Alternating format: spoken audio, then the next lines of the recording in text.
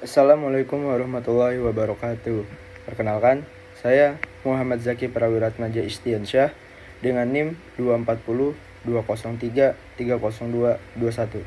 Dan kali ini saya ingin membuat video tentang pembelajaran satu matkul di semester 2 ini, dan saya pilih matkul Reading for Information and Enjoyment.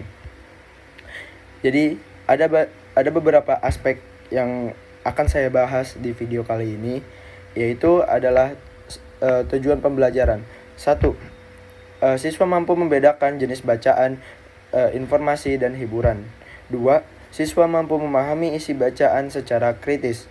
3. Siswa dapat menikmati dan mengevaluasi isi teks sesuai dengan tujuan mereka. Pengertiannya, reading for information adalah kegiatan membaca yang bertujuan untuk memperoleh informasi, fakta, atau pengetahuan yang tertentu dalam sebuah teks, biasanya secara skimming atau scanning. Contohnya itu membaca artikel berita, jurnal, ensiklopedia, atau laporan ilmiah. Reading for enjoyment adalah kegiatan membaca untuk hiburan atau kesenangan, biasanya tidak terlalu fokus pada data atau fakta, tetapi pada cerita, emosi, atau pengalaman. Contoh, membaca novel, cerpen, puisi, komik, atau cerita fiksi lainnya. Jadi, walaupun namanya reading for information and enjoyment, itu adalah dua makna yang berbeda. Tetapi ketika kita belajar di matkul tersebut, kita harus dilatih dua-duanya.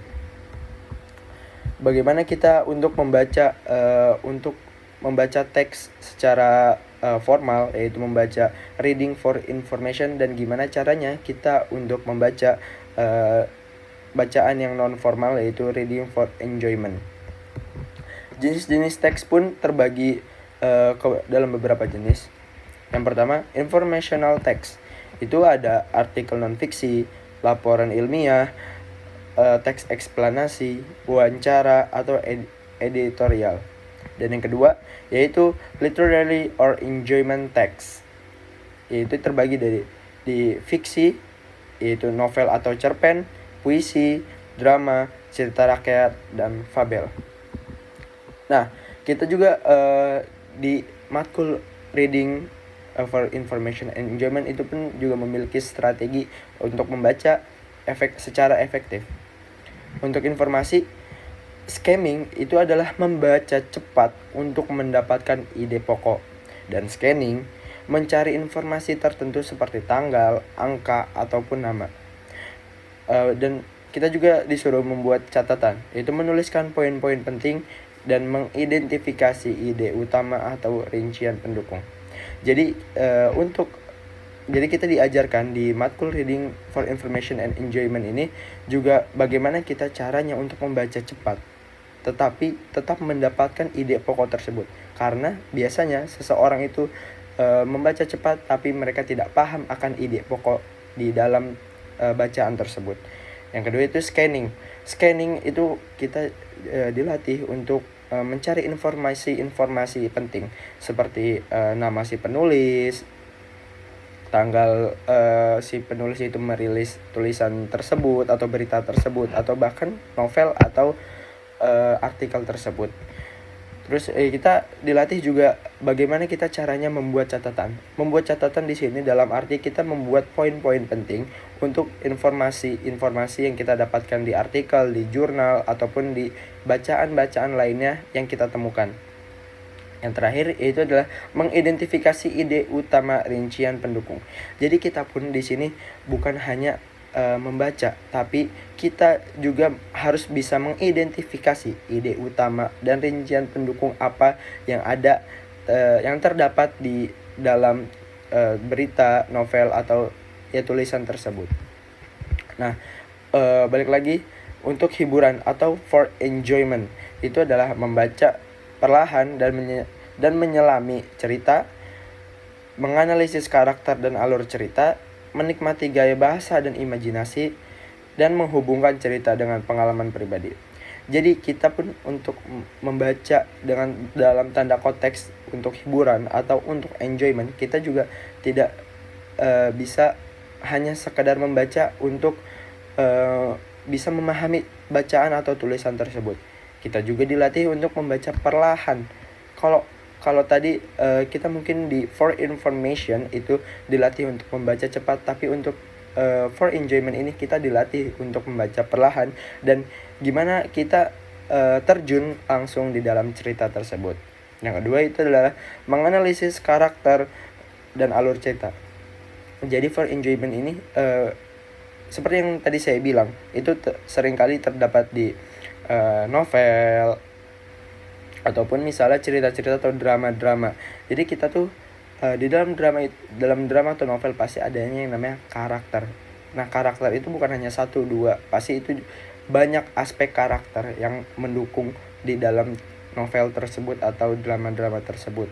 Nah, kita juga dilatih untuk bagaimana kita menganalisis karakter, suatu karakter atau beberapa karakter di alur cerita tersebut.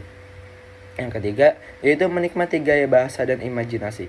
Nah, mungkin di for information tadi kita selalu menggunakan yang namanya kata formal, dan formal. Nah, untuk di for enjoyment ini kita banyak menggunakan kata-kata non formal. Jadi kita pun harus bagaimana caranya kita menikmati gaya bahasa di dalam novel tersebut atau drama tersebut, tapi kita tetap menggunakan bahasa Indonesia yang baik, dan bagaimana imajinasi si penulis itu bisa mengena di kita sebagai pembaca. Dan yang paling penting yang paling akhir itu adalah menghubungkan cerita dengan pengalaman pribadi. Terkadang kita pasti selalu ketika kita selesai membaca suatu novel ataupun melihat drama ataupun melihat film, pasti kita langsung menghubungkan cerita dengan pengalaman pribadi, dan itu menurut saya cukup baik dalam hal yang positif. Nah, kita juga memiliki tujuannya yaitu memperoleh pengetahuan atau fakta, menikmati cerita dan pengalaman fokus. Nah, untuk contoh teksnya itu ada artikel ilmiah, berita, laporan, novel, cerpen, ataupun puisi. Nah, kita juga ada beberapa contoh aktivitas di kelas, yaitu membaca artikel berita lalu membuat ringkasan, reading for information. Jadi kita itu sering mungkin dikasih tugas yang namanya itu membaca artikel berita lalu membuat ringkasan. Tapi itu adalah memang itu adalah hal yang bisa kita lakukan untuk bagaimana kita bisa mendalami matkul di reading for information. Nah, kita juga sering dikasih tugas yaitu adalah membaca cerpen dan mendiskusi konflik tokoh. Nah, itu untuk di reading for enjoyment. Terus kita juga sempat membuat jurnal refleksi setelah membaca buku. Terus juga yang terakhir kita kadang ada diskusi isi bacaan berdasarkan fakta atau nilai moralnya. Nah, manfaat-manfaat yang saya terima di dalam matkul reading for information and enjoyment itu adalah 1. Menambah wawasan dan pengetahuan. 2. Meningkatkan kemampuan berpikir kritis. 3. Membangun imajinasi dan empati. 4. Melatih kosakata dan tata bahasa. Dan yang kelima itu menjadi pembaca yang seimbang atau biasa disebut smart and sensitive. Nah, kesimpulannya, membaca untuk informasi dan hiburan adalah 2 keterampilan yang sama-sama penting. Dalam kehidupan sehari-hari kita sering membutuhkan keduanya. Membaca berita untuk tahu perkembangan dunia dan membaca cerita untuk memperkaya jiwa. Kunci utamanya adalah memahami tujuan kita untuk membaca lalu menerapkan strategi yang tepat. Mungkin segitu saja yang bisa saya jelaskan. Kurang lebihnya mohon maaf. Assalamualaikum warahmatullahi wabarakatuh.